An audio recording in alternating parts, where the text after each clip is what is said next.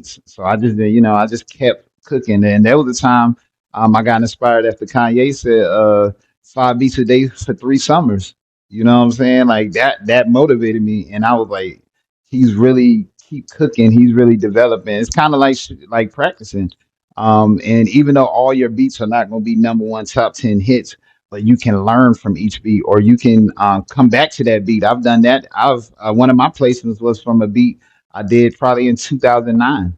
You know what I'm saying? So it was it didn't, you know what I'm saying? It don't matter when you cook, because if it's good music, it's gonna last. It's always gonna be new to somebody, and it's gonna last if it's like that.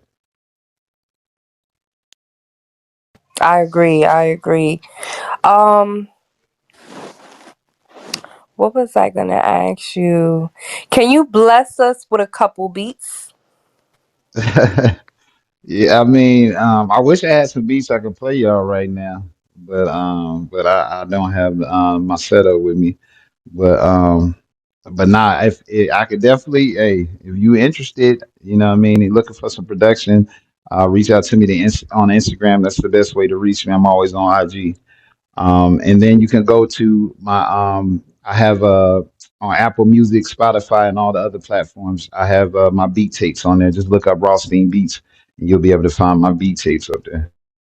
Great. Thank you. Thank you. I definitely followed you early on IG and you added me back. I don't know if you noticed it was me. But okay, next to the on to the next question. And then I'm gonna pass it back to either Miss Empress or to the floor. All right. How do you handle creative differences in the studio? Oh man, that happens a lot too, mother. That happens a lot, especially because when you're a producer, you see the record from the beginning all the way to the end.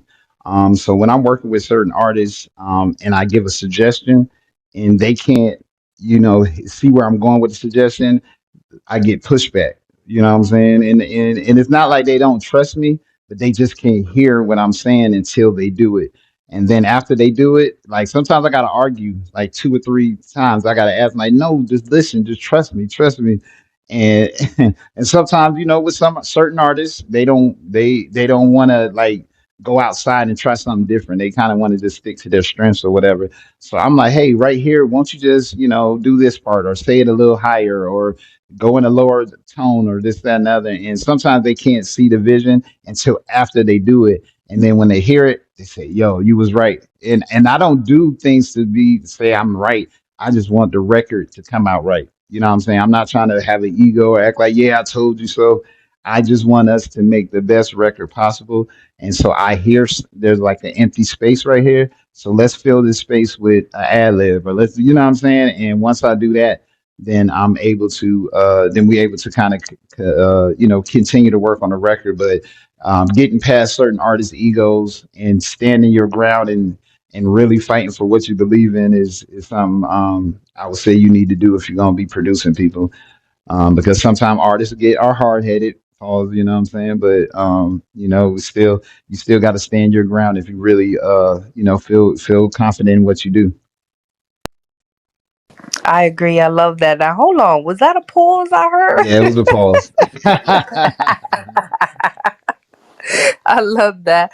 What was I gonna say? I definitely need you as my producer for real. Cause I like that. I could be stubborn and hard headed, but I need that pushback. Like, listen, I got you. It's only for your, for the betterment of you. And I like that, you have that vision and that ear to hear for the errors or whatever, like you said, the spaces and things that can be filled so it doesn't sound like it's imbalanced or not fully complete or whatever the case may be. Yeah, and it took time for me to be there because there was times I didn't like a take that they did, but I didn't want to be like disruptive to the session, so I would just like be quiet and let it slide or whatever. But then as I got more confident and start doing more and get more recognized, I have a reputation to uphold, you know what I'm saying? And if my name is on it, then I want to make sure that, you know what I'm saying, we delivering on great products. So once I took pride in my name and making sure that when I do certain things, you know what I mean, and that they know I'm a part of it, then they can say, nah, I already know, you know, this is not gonna be no bullshit. You know what I'm saying? Like I'm really trying to give my best effort every time I'm in the studio.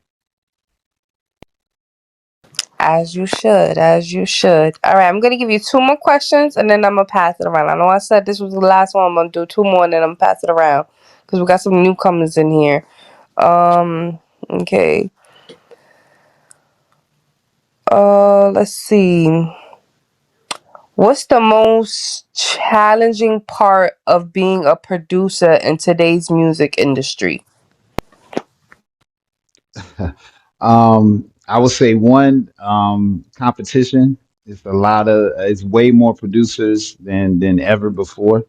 And then also you got artificial intelligence, AI, where people, you know what I'm saying, don't even have to produce anymore. They can just type something and create a track, and somebody, and then the computer will do it for you.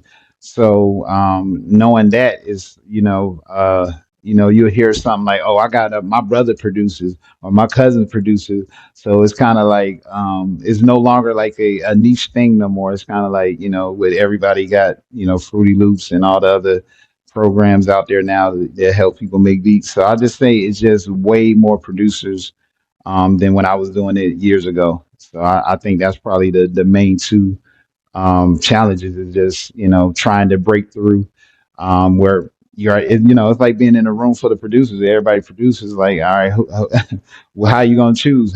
Which artist gonna choose? So I would just say, you just that's where relationships come into place. You know what I mean? Like if you got a great relationship with the artist or their management or A&Rs, then you can kind of get a leg up. You know what I mean? But besides that, it's just a crowded room with producers now. So you just got to just keep cooking and building relationships. Exactly. This is where that signature move come in. Hello. Okay. What's one of I, your I fucked up on them signatures, so I'm just here to listen. what's one of your proudest moments in your career so far? Oh man. I would probably say proudest moments is, I mean, I would just say just being recognized and being a part of the Recording Academy.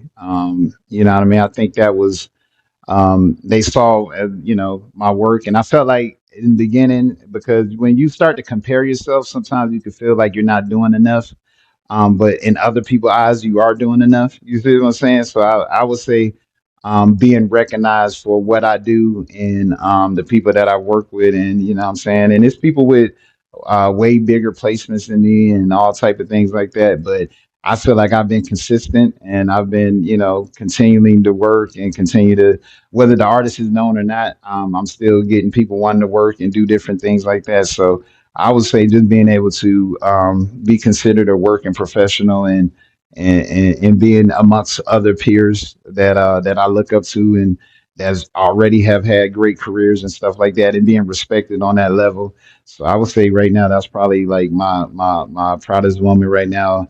And then another thing is getting a couple cosigns from my favorite producers, and them telling me I got some fire beats. So you know what I'm saying, like DJ Premier and people like that, like those, hearing it from the people that I looked up to, those are also some of my proudest moments right there. Is just hearing from my, people that I've always listened to and grew up and wanted not produce like, but I always enjoyed their production. And then for them to hear my shit and give me love back, those are some of the proudest moments there. Oh, see, that's how you know it's real when greatness shows when greatness shows greatness love. Hello, So who gonna show me love? Cause I'm absolutely great. hello. Like I'm not gonna sit up here and play games. Like y'all know Exactly. Um I'm gonna give the mic back to the floor or Ready? Miss Empress. Thank you, Yeah, thank I'm you, ready. thank you. I'm ready. I'm ready like SpongeBob. Welcome to Talk Your Shit podcast. Shout out to Miss Mother and all her amazing questions. Shout out to Mr. Rothstein Beats. Shout out to Mr. Rocky for hosting this room.